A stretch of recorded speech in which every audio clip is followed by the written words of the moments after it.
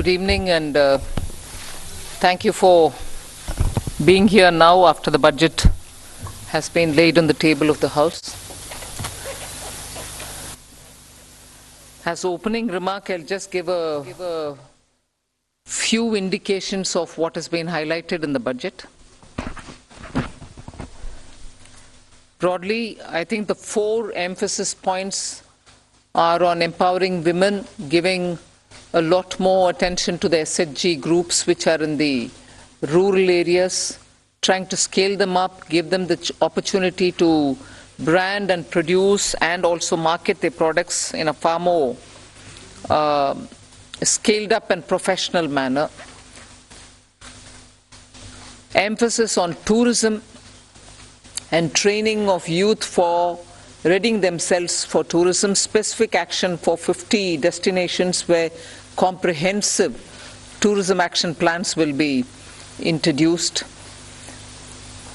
Then what is being called as PM Vikas, looking at Vishwakarma, people who create things, make things out of their hands using tools. In some states they are called Vishwakarmas, in some other states some castes are referred to as Vishwakarma, but what we mean here is to cover all artisans and craftspeople who do things with their hands using some tools, so not specifically only to some particular communities, but to all who create the soft power of India through their crafts.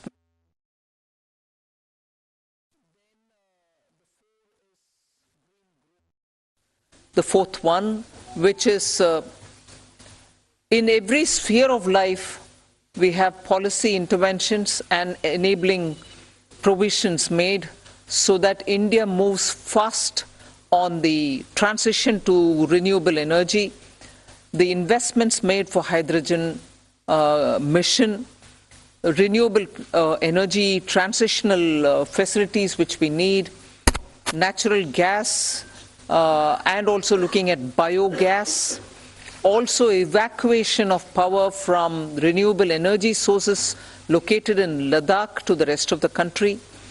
So those are four highlights which I'd like you to go back to see the scale in which we are approaching these issues and the impact that it will have on large sections of India's population. Then, of course, I gave 7 priorities, which began with talking about inclusive growth, investments in infrastructure, also reaching the last mile so that those who are still left without a house or a sanitary facility or a road which is reaching them, and so on. So the last mile, reaching the last mile for those who desperately need that kind of a link are all being covered. Then we are also looking at a very futuristic fintech financial sector for which we have brought in some specific ideas. We are looking at also improving the industrialization of this country where people will be trained for Industrial Revolution 4.0, which means they're going to be trained for AI, IoT, using Web3 in other words. So training manpower to ready themselves for industries which are rapidly becoming Industry 3 context. Then digital economy, unleashing the digital power of India in various walks of life, setting up an artificial intelligence research center, center for excellence. So all these are in part A. There's a lot of increase in the agriculture credit availability, 20 lakhs being made available for agriculture credit. Also a sub-scheme under the PM Matsya Sampada Yojana, making sure that people living in the coastal areas are going to benefit from it, fishermen are going to benefit from it. Now, if largely the Part A has looked at these, Part B has aimed at rationalizing the customs duties, also making sure personal income tax, after a very long time, has had substantial changes which will benefit the middle class. And also because this country has been waiting for direct taxation to be simplified, also waiting for direct taxation to be a lot more easy in compliance, and therefore the new taxation regime that we brought in for direct taxation 2-3 years ago has now got greater incentives, greater attraction, so that people can unhesitatingly move from the old to the new. Of course, we are not compelling anybody. Those who want to remain in old can still remain there for enough justifications that they can have. But the new one, obviously, is now attractive because it gives greater rebate. It also provides for a simplified and smaller slabs, lower rates of taxation, and also slabs which are nicely broken down. So with all this, I think the budget, I've not gone into specifics, but I thought as an opening remark, this much will be sufficient to say this is a budget which is beautifully balanced, both growth considerations, because the capital investment has never before seen double-digit investment announcements. 10 lakh crore, which includes 1.3 lakh crores being given to states, is going to give a big leg up for capital investment from government. So the balancing that I'm talking about is looking at public sector investments, continuing that good tradition of capital investment in infrastructure, and also attending to MSMEs, because they are the engine of growth. We've given them relief. We've also given them new access. We've extended and widened the emergency credit liquidity guarantee scheme. Also given them back their securities, 95% of it, even if they fail to deliver on contractual promises which were during the COVID pandemic. So the balancing is, one, we could sustain the capital infrastructure expenditure from the government. Simultaneously, in the private sector, give a lot of push and impetus for the MSME, and not forgetting the individuals, the middle-class individuals who needed that kind of a tax breaks and relief through taxation. So the large macroeconomic considerations have also been kept in mind. The fiscal consolidation has not been kept in the back burner. We've attended to it. We are respecting the glide path we gave ourselves 2 budgets ago. 6.4 this year fiscal deficit, and the forthcoming year for which the budget is presented now, 5.9% fiscal deficit.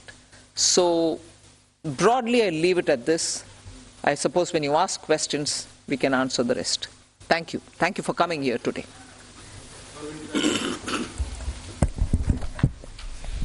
Good afternoon, ma'am.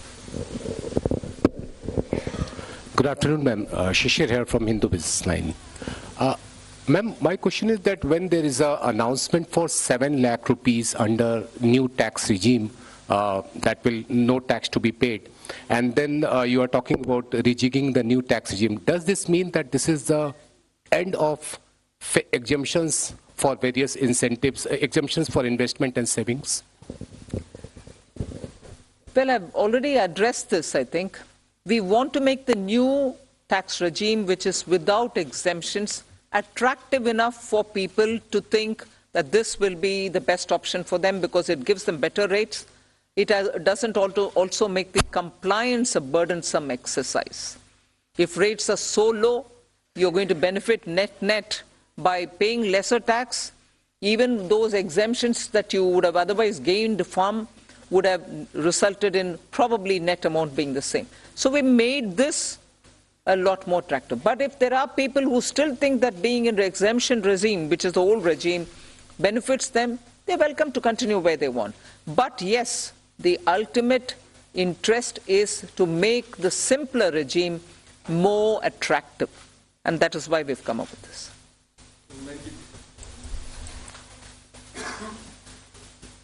Ma'am, firstly, many congratulations on that fiscal consolidation, because I keep asking you that question. But the issue today is about people in terms of, there is a big gamble in terms of capital expenditure. When you do that, does it actually trickle down to the people? Does it create jobs? I know you've been doing this for the last 2 years. Are you sure that this will really trigger off job creation, one, to, money in the hands of the poor people? The second, of course, is about inflation, which, again, you, like last year, you haven't really touched about it, but you have had the letter from RBI. Your chief economic advisor yesterday says we are in uncertain times, but we hope that it will be under the check of 4 to 6%, hopefully the lower band of RBI. What is your answer to both these points?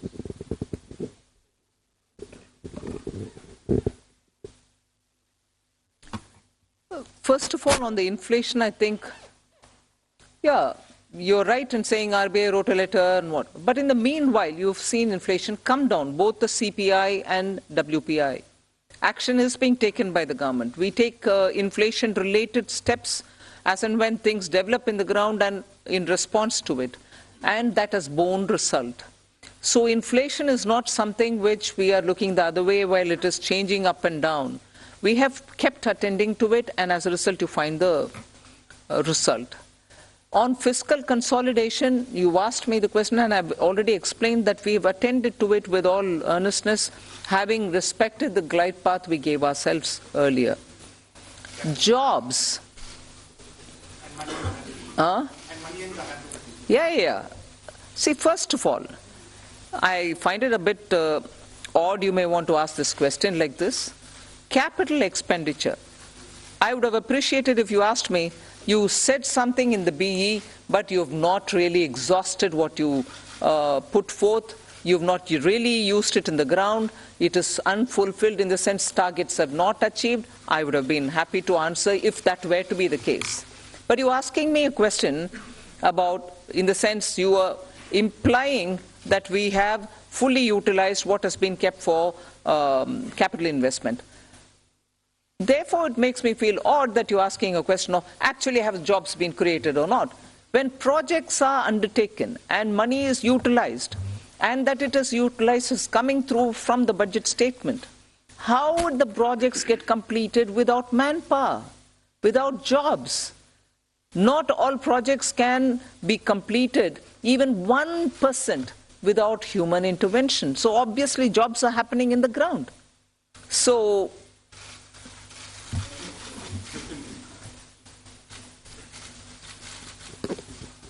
Ma'am, I want to ask you, ma'am here.